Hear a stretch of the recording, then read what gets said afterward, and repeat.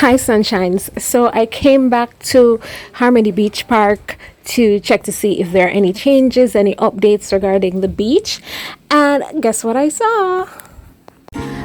Okay, but before we even go to that, let's talk about what happens before you even get into the park. There have been a few changes.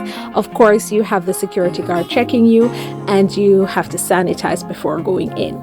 But included in the check is that they ask you to open your bag so that they can have a look into it, and then they also inform you that you are not able to picnic on the lawn as yet until it is fully grown. So those are the two changes that I have noticed since my last visit.